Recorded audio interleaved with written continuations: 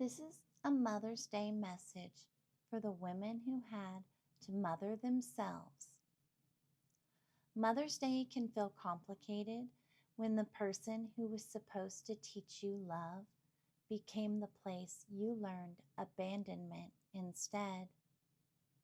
Not always physical abandonment, sometimes emotional abandonment, sometimes psychological.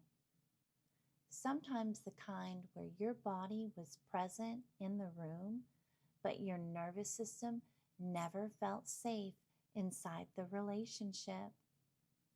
And for many women with CPTSD, there is a belief that forms underneath all of that.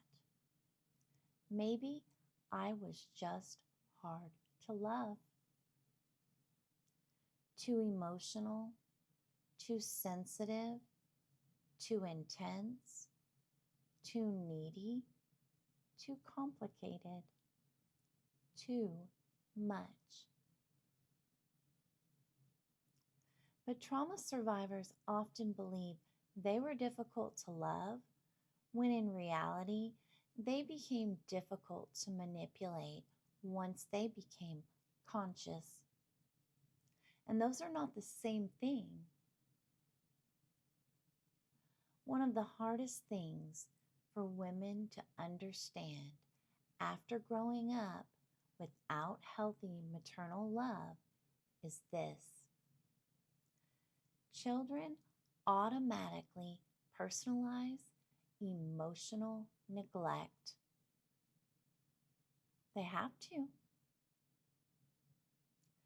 A child cannot psychologically survive believing the caregiver is incapable of love, attunement, or emotional safety. That realization is too destabilizing for a developing nervous system. So the child internalizes another explanation instead. Something must be wrong with me. That belief becomes foundational. And what makes it so painful is that it often continues long into adulthood without being consciously examined. You see it in women who overgive constantly, women who apologize for having needs, women who become hyper attuned to everyone else's emotional state while remaining disconnected from their own. Women who learned how to nurture everyone except themselves. Women who became emotionally fluent in survival but not in receiving. Because when you grow up inside inconsistent love, your nervous system adapts around preservation of attachment. You learn very quickly what threatens connection. Your sadness, your anger, your sensitivity, your boundaries, your humanity.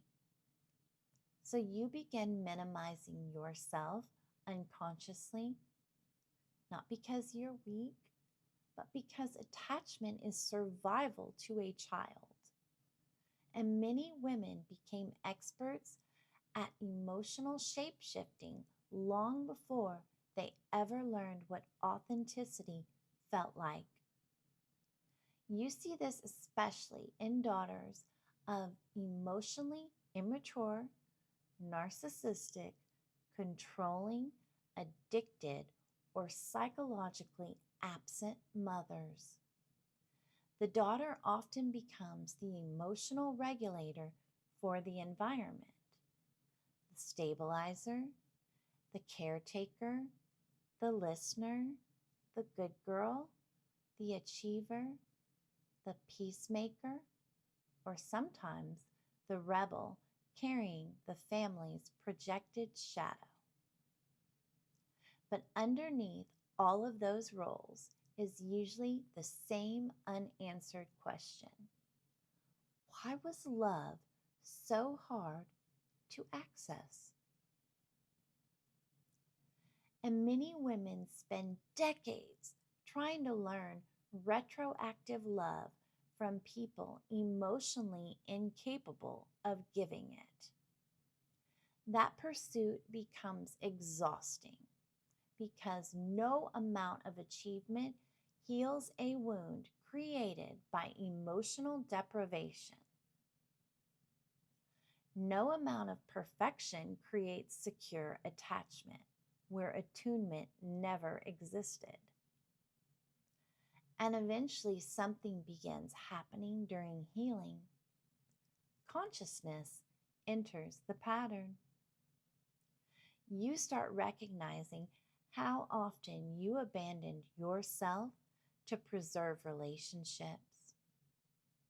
You notice how quickly you override your own discomfort. You notice how your nervous system associates self-sacrifice with love. You notice how unsafe it feels to disappoint people. You notice how guilt appears the moment you choose yourself. That is when healing starts becoming real.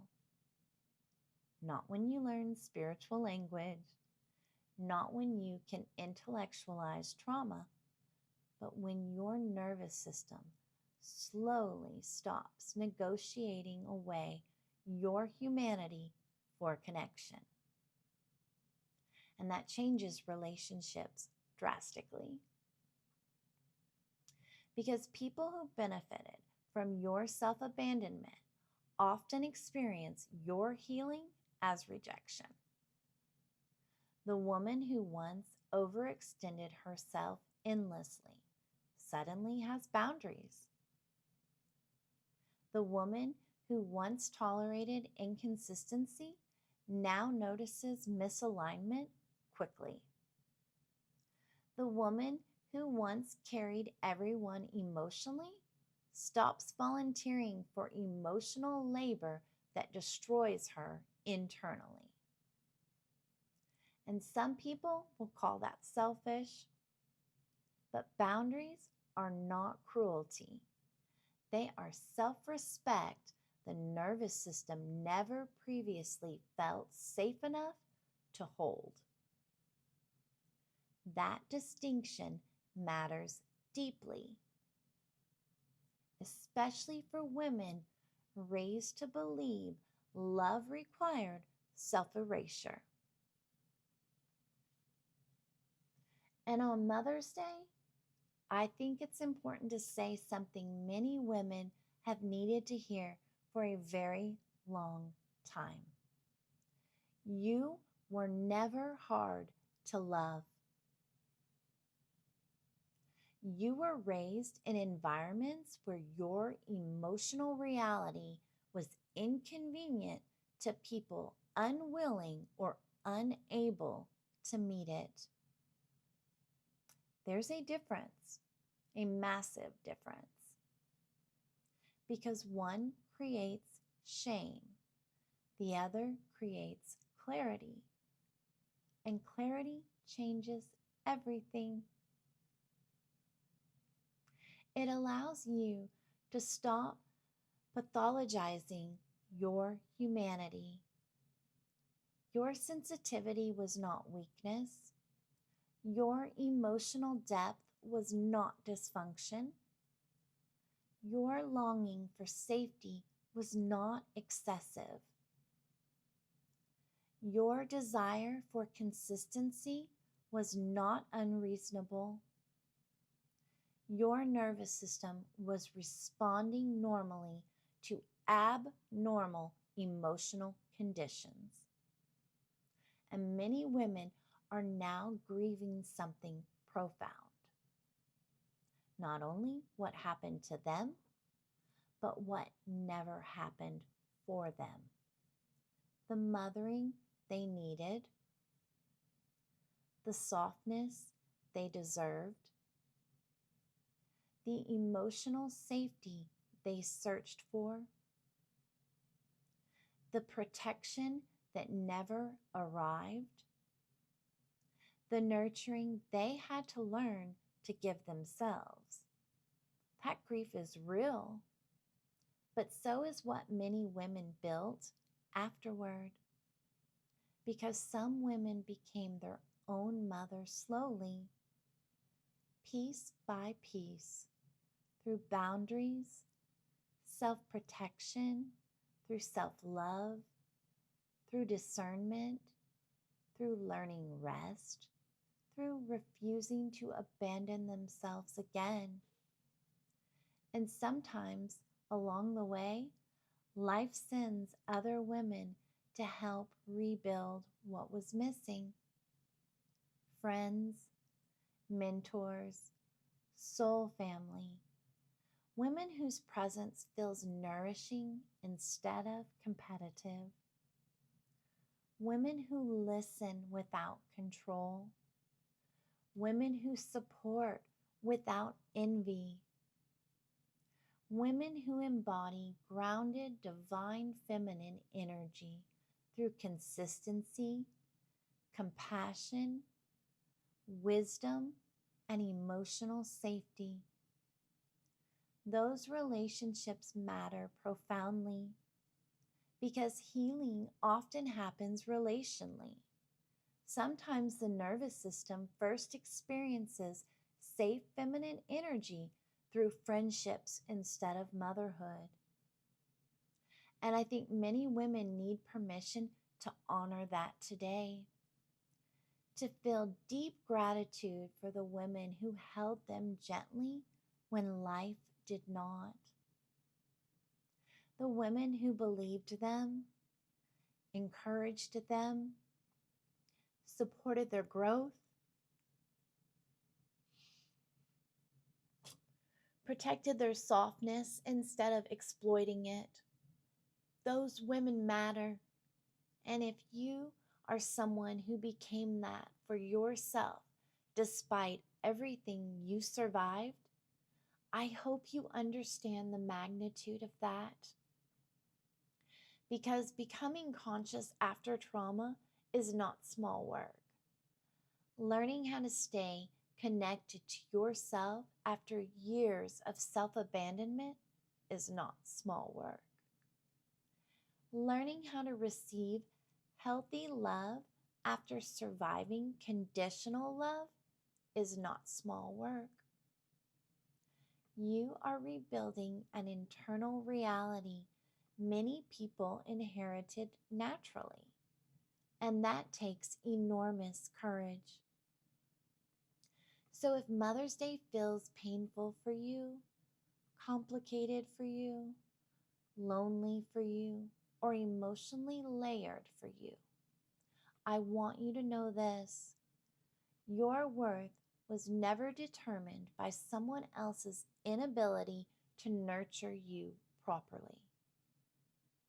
And the fact that you still carry love after everything you've survived says something extraordinary about your spirit. Not weakness, not brokenness, strength, deep strength. The kind forged through surviving emotional environments that taught you to disconnect from yourself and finding your way back anyway. You were never hard to love. You were simply surrounded by people who could only meet you at the depth they had met themselves.